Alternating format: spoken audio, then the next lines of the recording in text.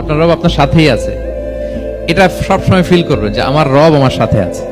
এটা ফিল করলে আপনার মধ্যে যে সাহস আসবে আপনি কল্পনাই করতে পারবেন না যে এত এনার্জি আপনার ভিতরে আসলো কি করে।